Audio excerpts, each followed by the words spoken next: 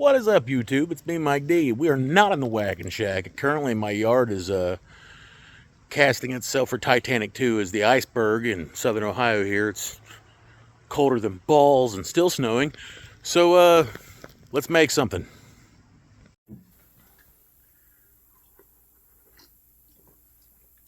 Shameless plug. Alright. So, even though it's not supposed to, people are still going to do this regardless of how many times you tell them. This is going on top of a stove, so inevitably it's going to be around heat and it's going to be around shifting temperatures. The best wood that I've found for this, that's not going to smell extremely crazy when it gets like heated up a little bit, is pine. Now, I'm not saying whenever you do this, tell people it's okay to like heat it up to mock Jesus and just see what happens, but I've got some pine that I've had laying out here flat, and it's kind of got acclimated to the just freezing cold temps here in southern Ohio. Shaved off a couple 1 foot sections of it, took it inside, laid it by the fireplace to see how much it was going to rebound and stuff like that. And it wasn't too bad. It was within, a few 1,000ths of an inch or anything like that. So I think it'll be good for what we're going to do. Now, the good thing about this is literally, if you want to break it down to it, a one-tool build. You could build this whole thing with a hacksaw if you wanted to and fix it together with glue. For expedience sake, we're not going to do that. We're going to use the miter station. We'll probably use the brad gun. But it's going to be a fun build. It's going to be a quick build. It's going to be a very easy build. And I think you guys are going to get into it. Without further ado, let's get on with it.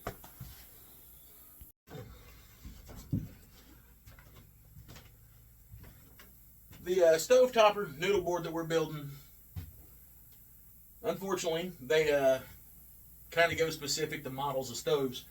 This one is 30 inches wide, 21.5 inches long.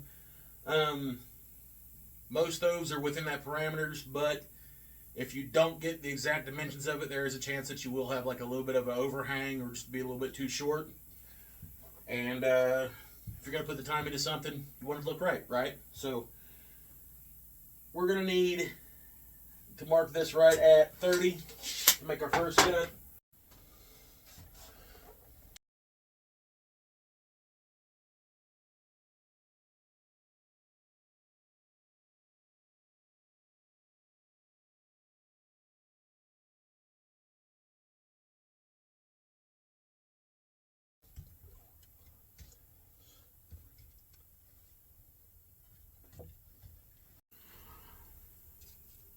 So for our border and our trim to kind of hold all the other planks together, we're going to use these fairing strips.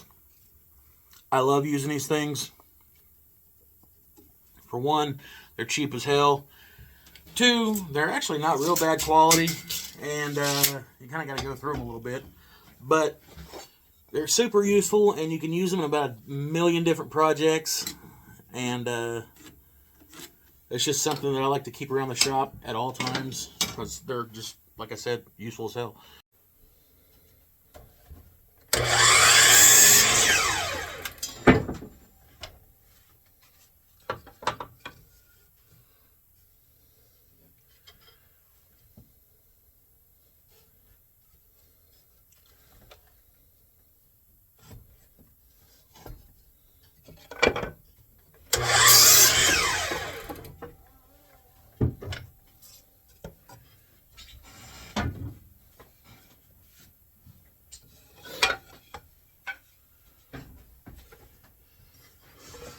Now I like to take my saw, switch it over to a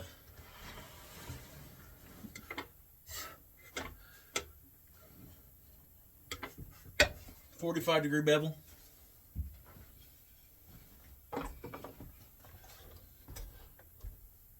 No particular angle. I mean, you can use a 35 if you want to. Just 45s just seem to work real good for this. Those two pieces we cut just now, just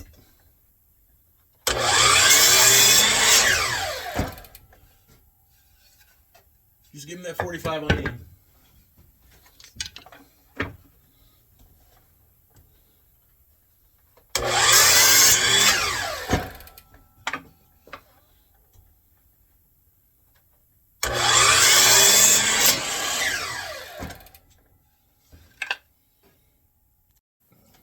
Alright, so while I was at my local big box store, I intentionally, I know this sounds stupid and this is like breaking one of the golden rules, I went for these 1x3s that had the most like of these little micro knots and stuff in them, because whenever I torch this is going to give it really cool figure and stuff. And once again, the person purchasing this is wanting that rustic farmhouse look. So this is the cool part. This is where it gets kind of creative. We've only got like a frame left to build, and then it's just like whatever you want to throw at it, and this is the cool part. So I'm going to lower you down here. Yeah, peep that French cleat wall back in her back. Alright. Take your stickers off there too. Don't be a techie jackass like me.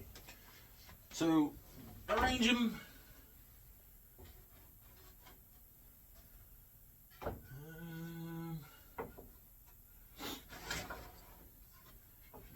In whatever kind of order that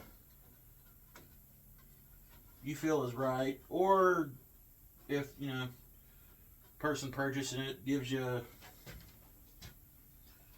set of particulars that they wanted, I'd probably go with that, or they probably won't order from me anymore. We'll pull those staples up in a second. Alright, these two things.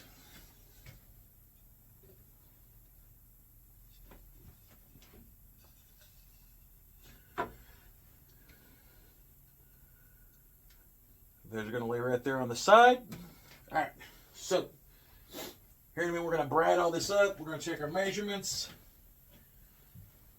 It's supposed to be at 30 inches in length. 21.5 inches is the overall length. This should come out right at 21. We're going to be shy of the 21.5.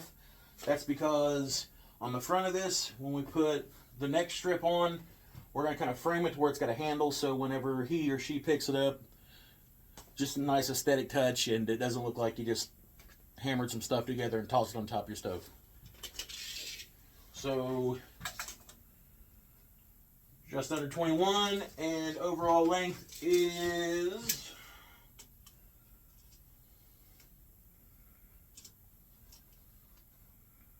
30 on the dot. Cool. Alright, we'll take this apart, but before we do that, 1, 2, 3, 4, 5, 6. We'll number them because we that's the order we decided we liked. Okay.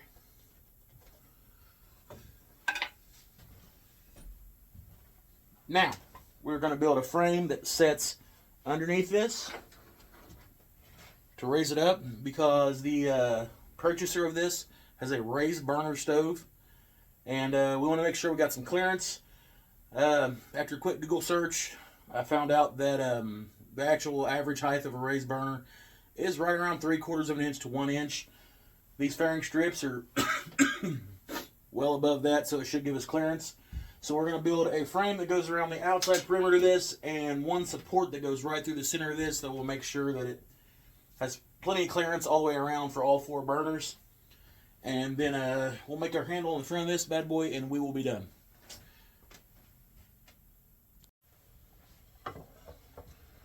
Alright, we're going to need 3 of these at 20, no, 2 of these at 21, I'm sorry.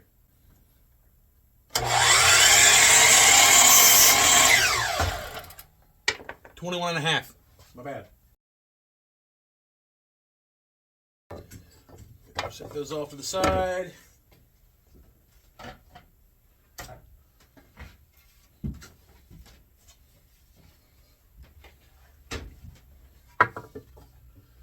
Two pieces at 30.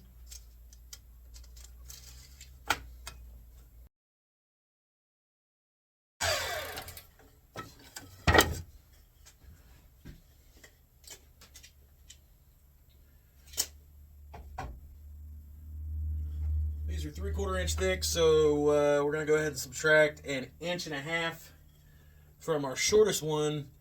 And these were at 20, so we're going to need a 18.5 section. Might as well cut that now while we're over here.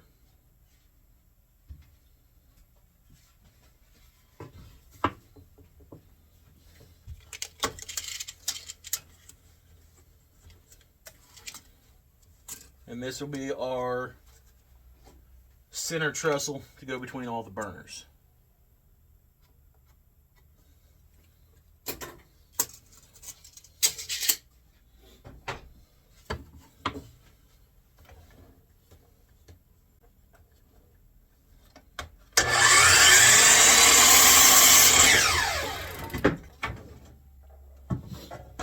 All right. Put that over there for the cleat wall. 18.5 will stay off to the side because it gets no miters. The rest of these will all get a 45-degree miter on each corner of it so we can build the frame that goes underneath of it. Stay with me.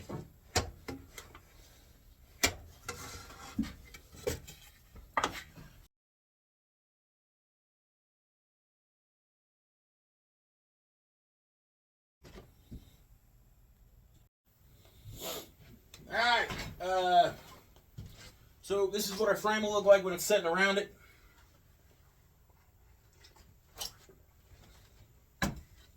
Once again, pretty easy setup.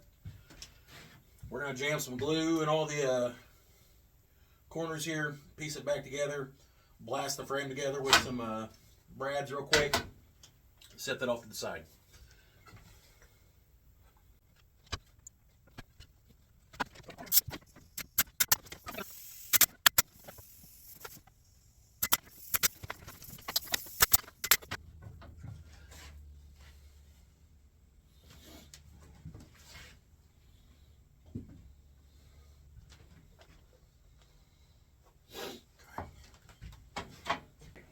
Flipped over all the wood.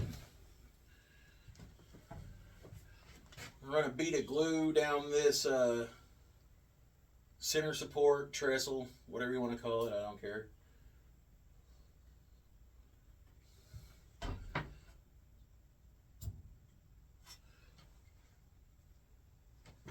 Set it in the middle. Jam a couple brads in it just to hold it in there until the glue dries.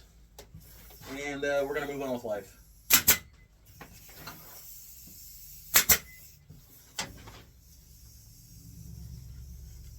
Oh, well, I want to make sure they actually go in, right?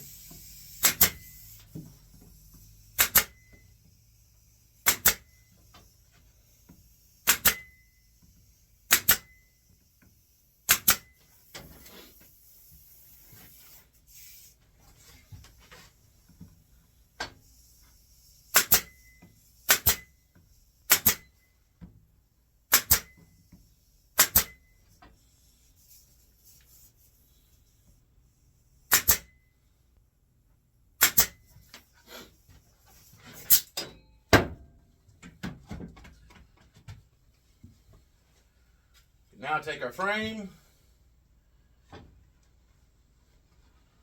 line our frame up with the edges, all the way around it.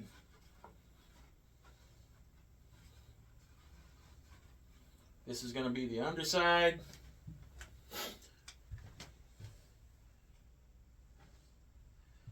Cool. Remember that handle we said we was going to put in the front of this? This is that front strip that we laid across the front.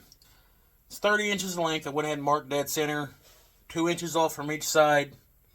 Went ahead and put a tick. We've got a 30 millimeter Forstner bit. We're just going to go ahead and make a rounded out channel in here. We'll take it over some chisels, kind of round it out. You can do this with sandpaper if you want to, but like I said, for the sake of expediency and all that stuff like that, we're going to use the drill press on this one.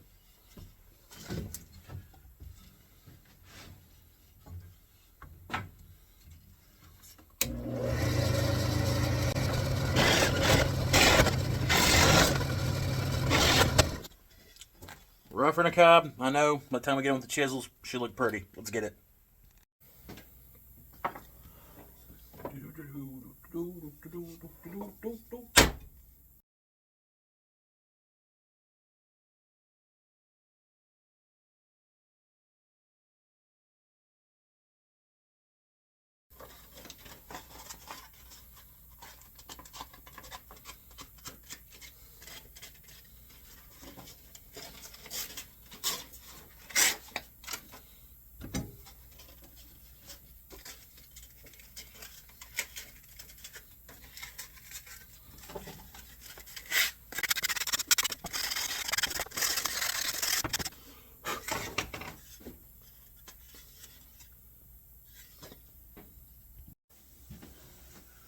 Alright, y'all. This is pretty much done. We got to sand it down, and then we got to put on the top 2 runner pieces, and I'll explain that. But if I can get all in shot here. I would recommend that whenever you go to secure your handle and all that, give a little bit of an extra, a little bit of attention around this right here, because if someone does actually use this handle for what it's intended, the entire weight of this is going to be held by this. Now you do have your backing and all that stuff on there from your frame, but just to keep them from just locking their finger on that and snapping that piece of wood, give a little bit extra, little bit of love around that. We're going to go over this with the orbital and sand it, kind of clean up all the rough edges, stuff like that, and get it ready for staining and the engraving. And then once that's done, I'll bring you back and show you the very final step for this, and we'll finish up this video.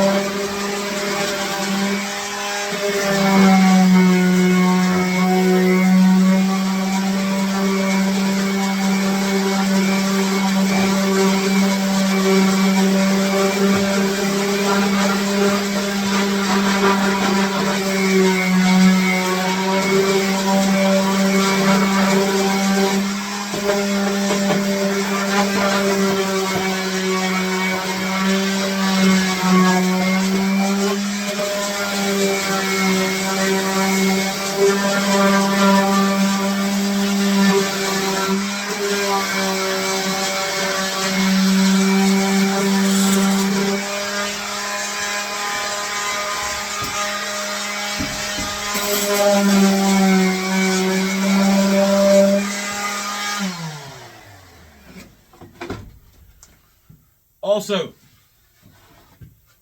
the back edge that goes where all the controls are, go ahead and give that a good round over with your sander, like more than the front. If you go look at your stove or the top of your range or whatever, almost all of those got this weird curve that there's not really a formula for, but if you give it like a little bit of a rollover, helps it flush fit just a little bit better. As a matter of fact, I'm going to hit mine with a plane.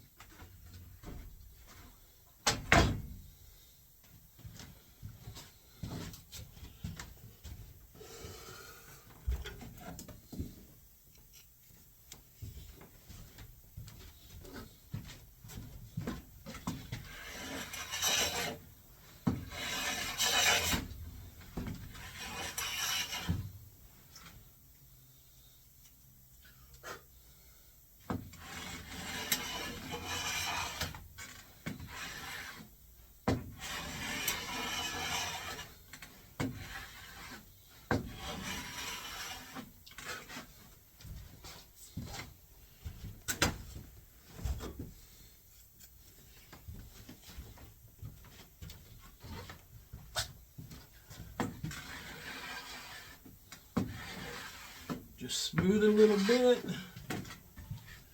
Finally last.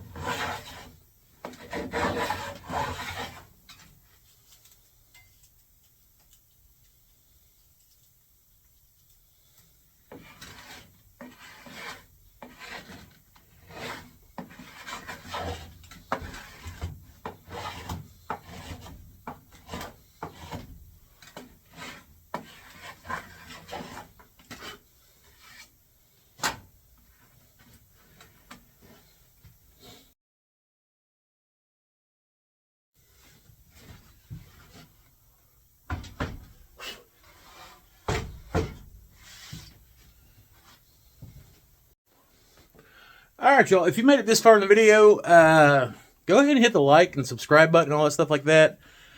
Going through the analytics and stuff on my videos, whole bunch of people liking and subscribing, or liking but not nearly as much subscribing.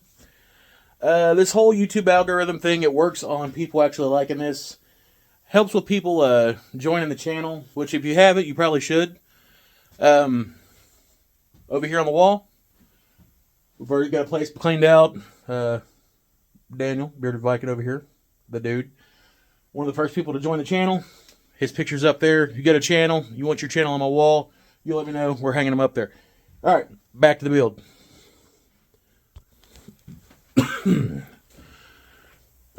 We've got everything done here. We've got everything sanded. Don't forget your bumpers here. Now, you don't want to run these all the way up to the edge. You want to run them down to this edge. You want to bring them in probably about a 1/2 inch from the outside edge here. And about a 1/2 inch from the inch in the top. Do the same over here. 1/2 inch, 1/2 inch. Now, we're going to take our nail gun, because these are bumpers. This keeps people from knocking them off or hitting these with pans, stuff like that, or actually setting something directly on top of this that shouldn't be, especially when it's hot. I kind of like to look at them like a safety measure. And this noodle board will be done other than your choice of staining and everything like that. So y'all give me just a second here, and I'll get you set up. We'll blast these things in here, and we'll finish up the video.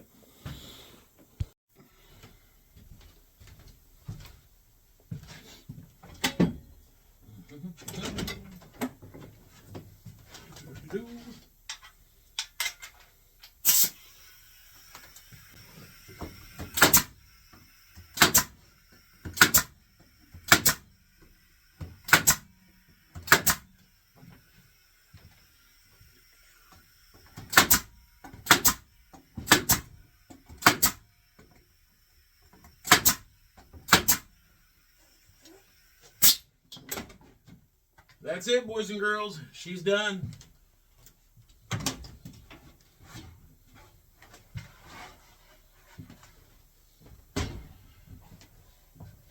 Now, let me get this cleaned up, bring it back over here to the workbench. We'll close with this video, and I'll tell you what one of these bad boys actually sell for. All right, y'all. Personalization possibilities on these things are pretty much endless. I looked all over Etsy and the internet and everything like that, done a whole encyclopedia Google search. And right about here is the general pricing on them. I only found a couple of them that were sub $90 and a couple of them that were higher than like $200. So I would feel comfortable selling one of these for right around $75 to $80, $100 mark. And just depends on how much personalization and time you put into it. Recording this and everything else, it took me right around an hour to put one together, and that was recording it. And I had to stop and redo it a couple times because I don't know if you caught the YouTube channel or not. It's been a little bit of time since I actually shot some videos. So I had to freshen up a little bit and get back on that with my chops. But that brings me back up to it. Reason I haven't been on here is, one, because it's like little Siberia out here in southern Ohio. And two, your boy's been on the grind. Got a couple sponsor affiliates that are in the works. One that's locked down, Bones Coffee. I love the stuff. I'm not just saying that because, like, you know, it's a sponsor affiliate and all that stuff. I'm actually drinking this stuff, like, in my shop with me right now. It's good stuff. The link will be in the description. Use the code the Whacking Shack for a discount. Now, there will be a change kind of in the shift in the direction of the channel. I have several tool companies that have reached out to me, and they want me to do reviews. I had a rather large industrial size laser delivered to me yesterday. I've got to set it up inside the house in the office. I'm going to do a review on that as well. I've got some tools coming from overseas that they want me to review. I'm pretty excited about those, as well as some exotic hardwoods and stuff like that from different lumber distributors around the continental U.S. So I want to do reviews on those. But here recently, I don't know if you've paid any attention to the wall of badassery here behind me. I've kind of taken up this art of wanting to really focus on my hand tools and get those going and restoring hand tools. So if that's a video that you guys might want to be interested in seeing, let me know. If not, I won't, really force that on you or anything like that. But it's a pretty fun process. A little bit of like dirt baby ASMR or whatever you want to call it. But it's pretty detailed. You learn a little about the history of the tool and how it come to the modernized tools. I got a whole display of chisels up there, and I got more coming. I got more that I've got to rehandle and put up there as well. Almost all the tools on the wall up there I've refinished myself and hung up, and I've still got more that I've got to do. So, guys, with that being said, I'm glad to be back. It feels good. It's cold out here. Peace. Love y'all. I'm out.